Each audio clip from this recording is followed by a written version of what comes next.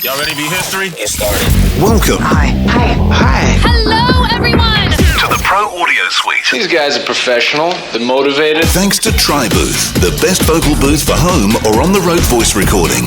And Austrian Audio, making passion heard. Introducing Robert Marshall from Source Elements and Someone Audio Post, Chicago. Darren Robbo Robertson from Voodoo Radio Imaging, Sydney. Tech to the VO stars, George the Tech Whittam from LA. And me, Andrew Peters, voiceover talent and home studio guy. Line up, learners! Here we go. And welcome to another Pro Audio Suite, thanks to TriBooth. Don't forget the code TRIPAP200 to get $200 off your TriBooth, and Austrian Audio, making passion heard. We also have another product that's being delivered as we speak, which is the PASportVO, the collaboration between the Pro Audio Suite and Centrance. What's the update, George? Well, yeah, we saw pictures. They're not fake. They look real to me. We have pictures of a large number of PASportVOs laid out on a table in Chicago, and so that means shipping the boxes. Yeah. Yes, they've all been shipped in large quantity from China back to Chicago, where they're being tested and calibrated to make sure they all work as designed. And then packed up in their cute little cardboard boxes and then shipped out. So nice. I don't know who is getting the first batch, but I believe they're shipping in the order that they were purchased. That would make sense. So you know who you are. Cool. One of the first. How cool. So I reckon it's really great to see it. Like last week then. Exactly. Or was that last year? Last year, then. You had an inside line. Is that what you're saying, Andrew? Yeah. Yes. Yes. Yeah. So that's happening, and so Michael sent out an email, and he's verified everybody's shipping addresses, making sure everybody has the address they want, and especially if you're in Los Angeles at the moment too. That's right. I mean, some people just need different addresses, so it was nice of him to do and make sure they go to where they need to go. So it's just really exciting. We've got great support around it. We've got the Quick Start Guide. We'll have PDF versions of a Quick Start Guide showing all the different possible layouts. And George, you want to post your cell phone number for everybody in case they... Hell no. Yes. George's personal email address is George... Yeah, sorry. And your address is... It's not hard to find. It's definitely not hard to find. And plus there will be a Quick Start Guide video series that we produced a little bit ago, and we're going to have finished up soon, which will be a nice, nice thing to accompany the paper or the digital screenshot version, because the box it comes with is really, really small. Yeah. So we're not going to have a multi-page card guide inside there. There's going to be a QR code that's going to take you to. Yeah. I like that guide where it's just like, here's a few use cases. It's the one we were working on, right? When we were, Yes. Yeah. The one that George forgot we'd done. Right. Well, it was a couple of years ago. Yeah. It's so funny because Robbo said, hey, do we have that video for the Quick Start Guide? And I said, oh, you mean this one? And it was the one that we all shot together when I first got the unit, right? And I thought, isn't that the Quick Start Guide? And Robbo's like, no, we shot a whole nother video. It's like 2 hours. That's based on the Quick Start Guide.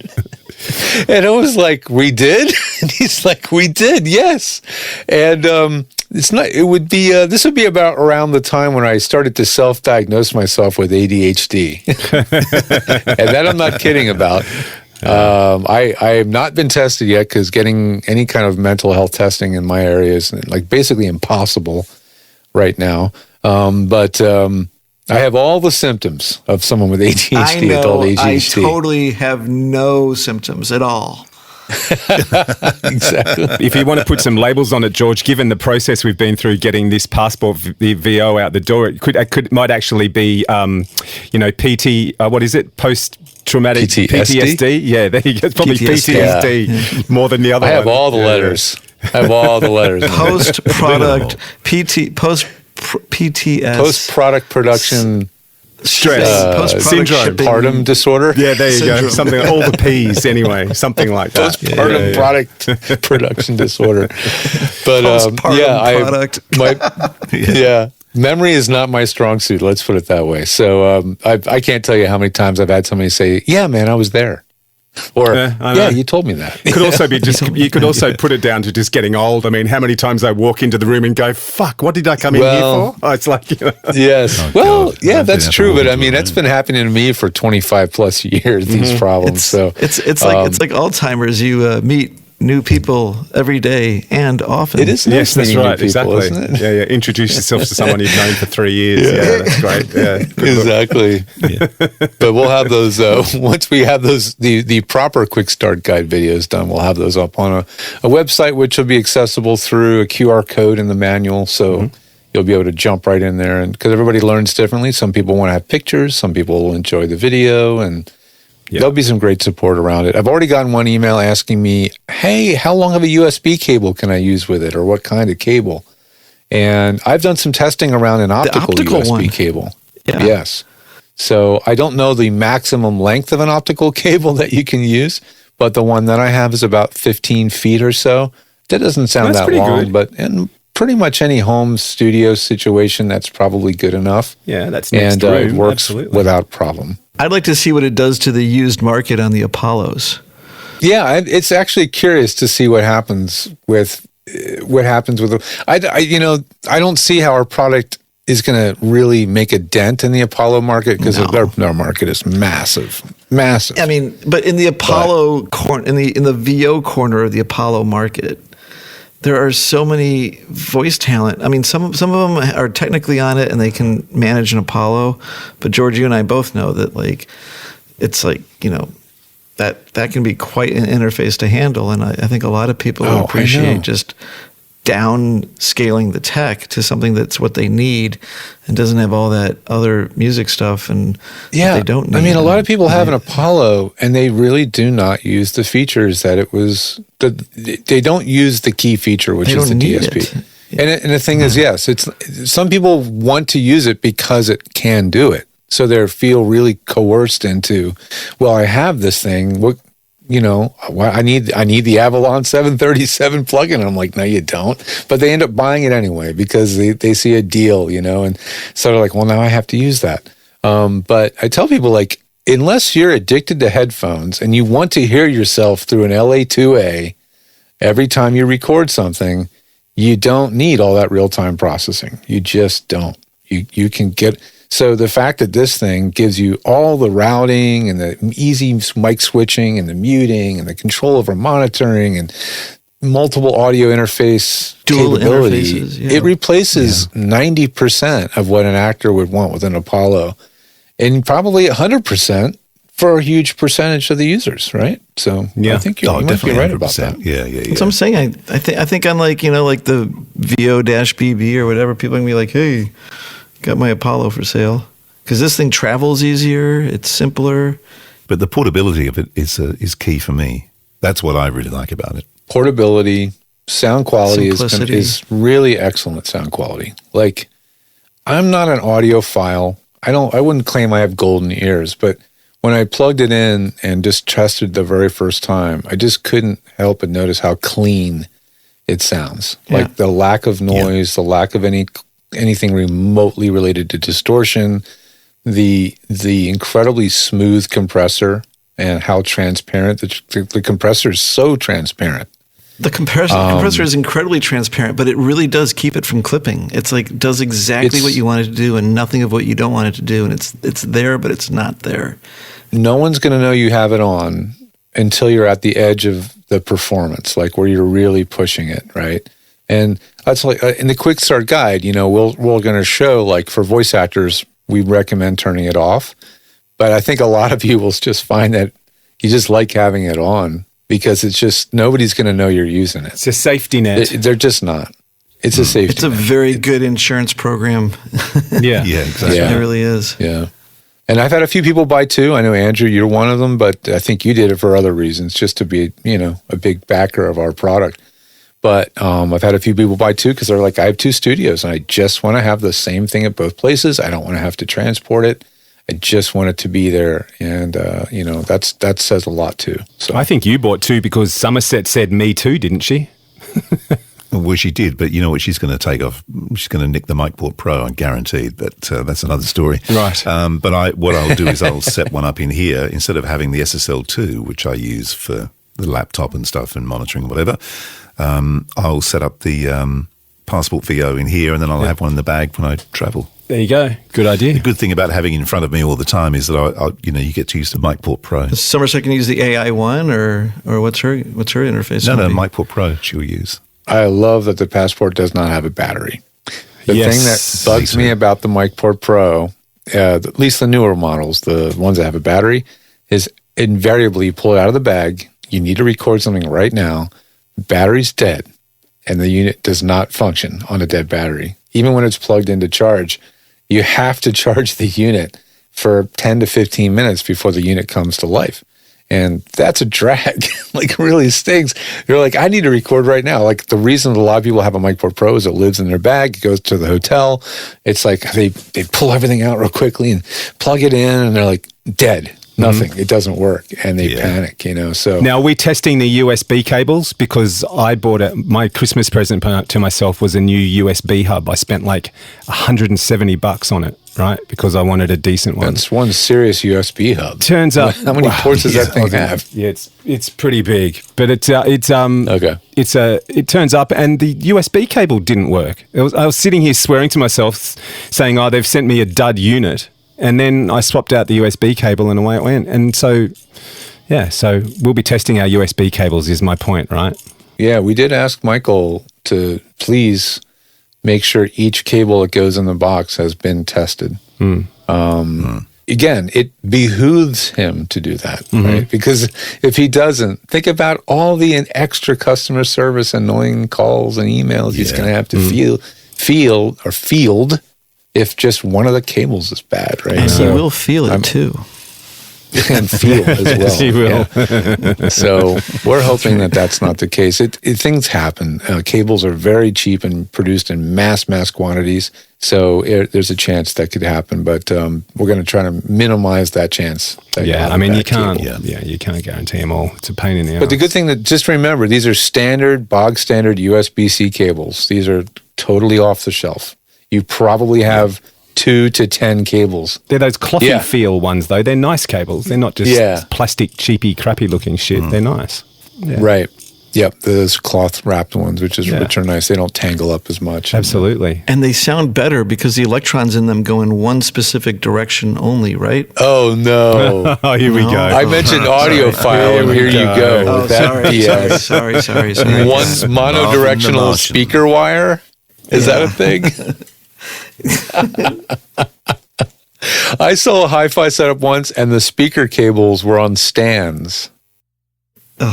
What? I've literally seen speaker cables that have directions to them, like this is the way the electrons are supposed to flow. It's like, When I mean stands, I mean the speaker cables look like little train tracks in a model train set. They were like on little stands, like a bridge. Like they were on a little bridge.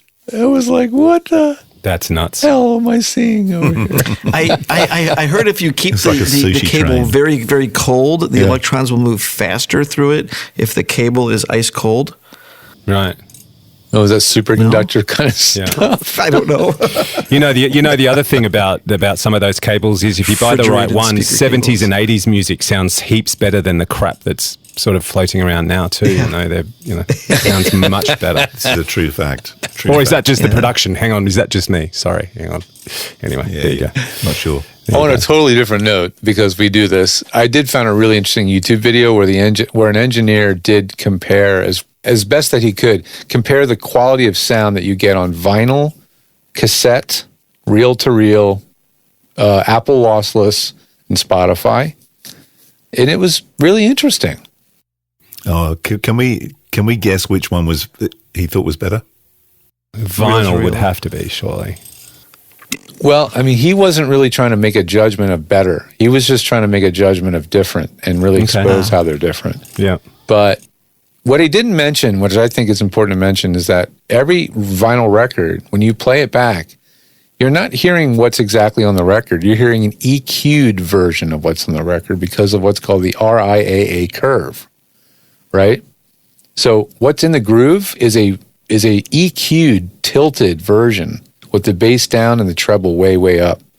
And they do then that the so that EQ they in can the wrap record- that needle around the record more times. Without bass, that's Right. where all the energy is. Right. So Right. they And get- then, that so makes the sense. version you're hearing is with an EQ that tilts the treble down and the bass up. So if that EQ isn't quite maybe dead on where it needs to be, you get more bass. And that's also, that's why vinyl records are so warm sounding and warm and just they got the Fuzzy, Fuzzy warm and added fuzzy. bass. That's the way I like to describe them. Here's Fuzzy. an interesting story about exactly what you're talking about, George, that when Quincy Jones produced Thriller for Michael Jackson, they sent it off and got a test pressing, brought it back to the studio, played it, and it sounded like shit. And the problem they had, the major issue with Thriller was it was too long. So they had to then do an edit. So a lot of those songs got chopped to reduce the length of the So they album. could fit it on one which side. meant that they could Interesting. maximize, instead of the grooves being too small. Why didn't they do a double then- album or something? Exactly. That would have made more sense. Yeah, they could have done it up lot of double bit. I pressing. guess because it was a pop album, they knew it was Yeah. going to hurt. the sale, I So guess. here's I the don't know. flip side of the RIAA curve. Everyone listening on cassette and your lovely Dolby cassette, Dolby A Right. or Dolby Dolby A. B encoded. WB. But everyone knew that if you listened to it without the Dolby encoding turned or decoding turned on, then you'd get all that high end. You and get all the high hi-hats would end. be- That's right. And so that everyone's was like, I did that a listening lot to actually. Encoded, Dolby encoded, but not decoded, which totally, again, in a sort of opposite way to the RIAA curve, it emphasizes the high end.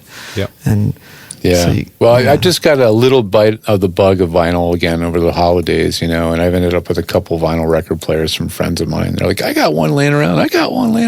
Nice. So I've been playing around with them more and just making me think about it. But it's fun pulling out the wall on vinyl that I've had since I was That's so awesome. like Yeah, since I was 10, and going, oh, this record is not absolutely mangled. It has a few dings in it, but the record's still in fair condition. And listening to it back on headphones, it's a pretty cool experience, I got to admit. It's interesting. It's interesting with vinyl that when you think, oh, it's got a scratch, it's like clicking and popping and whatever. It probably isn't scratched. It's just got dirt in the grooves. Mm-hmm. So if you get a piece of vinyl a super deep clean, like using all the proper professional stuff, you can bring an old record that you thought was scratched to buggery. yeah, back to just life, use and some it sounds hydrochloric great. acid. I wouldn't go that far. Yeah, don't think I'd Hydrochloric do that. acid. Please, caveat on that. The comments of Robert Marshall do not necessarily represent the views of the Pro Audio Suite podcast. It's clear vinyl. No, it's no vinyl. Man, yes, I went down the rat hole. If you guys ever want to go to the rat hole of vintage 80s electronics, watch a YouTube channel called Tech Moan. Okay. Moan, Tech M-O-N. Moan. And this guy gets into every obscurity you can possibly imagine, from smallest Walkman ever made to, laser disc to video disc to record players that play both sides of the record and all kinds of crazy stuff. It's a lot of fun. Mm-hmm. Yeah, that is. I didn't even know they had that. The auto reverse record. Did not know that one. Yeah, auto reverse. It has two tone arms, linear tracking, one underneath, one on top. Holy See, they shit. could have done quad that way. They could have played both sides of the record simultaneously, or Right? something. Well, see, for I quad. remember when Yeah. Dark Side of the Moon came out, and I was selling hi-fi in a TV record shop, and we were selling quadrophonic stereos, and there was so very few records. Most of them were sound effects records of someone on a bloody, on a fucking fairground or something. But of course, Dark Side of the Moon came out, and that was quadrophonic. Was Tubular Bells, that was quadrophonic too, wasn't it? I'm not sure, but when I saw Pink Floyd, a couple of times I saw them back in the 80s, and the gig was quadrophonic. Yeah. And if you were standing in the middle of the arena, or if one of them was outdoors, and you had indulged in Robert's favourite pastime, listening to a gig in quadrophonic is a real mind fuck. It's bizarre.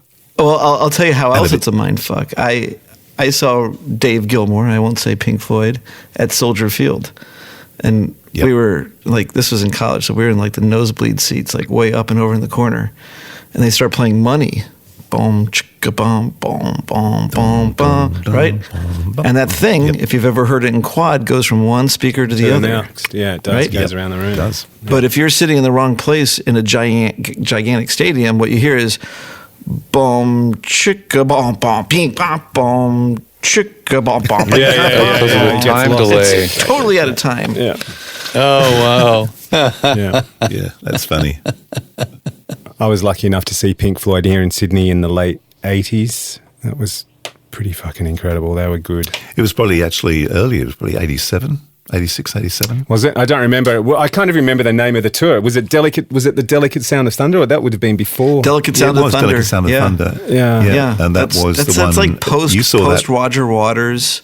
Yeah. Yeah, it was post Roger, and it had the big pink pig that came from the back of the stadium all the way down to the stage, floating. You saw that at the entertainment centre. Empty Container Centre. Yes, indeed. I was there that night, actually. That was Robert. such a good show. That was so much fun. And it was funny probably one of my because favourite because gigs. I was there to see the show before they came to Adelaide because we were doing an OB backstage of the Oh wow! Well, there you go. So they flew me up there and then to see the show, so I knew what I was talking about when we were leading up to the actual concert in Adelaide. But I went backstage after the show, and a guy called Guy Pratt. I don't know whether you remember Guy. Oh, I know that used to name, play yeah. bass for Icehouse. Yep. And I saw him there, and I said, "Oh, what are you doing here?" He goes, "I'm playing." I said, "Oh, which band are you playing with?" He goes, "Pink Floyd. Who do you think I'm playing with?" You dumbass. Damn. Wow. I didn't even realise you were on stage because it was so big you couldn't see. Oh, it was anybody. huge, and they had like 2 drummers, and yeah, it was amazing. They're like big ants screen. on stage, too. They were tiny, yeah. and that That'd be big so round awesome to screen see. behind with the lights shining down on it. Yeah, it and- looks like a drum head almost. Yes. Yeah. That was so Yeah. much fun. And the cascading waterfall think I saw underneath it. the round screen. That's right. And those lights that spun around on the front of the stage too. So they sort of strobed. Yeah. They had like triangle shape, and there was strobes on one and strip lights on another. And yeah, that was very. And they had 3 Didn't entire they actually tours. build the wall for the wall though? Like the wall, they built a wall. They on did stage. for the one in, but they also did the wall gig. Roger Waters did the wall when the Berlin Wall came down. Oh yeah, I got that album. Yeah, had like every other like. Can I just ask a question? How does how does an episode about the Pro Audio Suite end up in a conversation about Pink Floyd? Sorry, the PASportVO. The I should say. PASportVO, How the hell does yeah. that? How I did we know. end up here? I have Did I no mention idea, ADD but, along the way, possibly? Does anyone remember me saying that?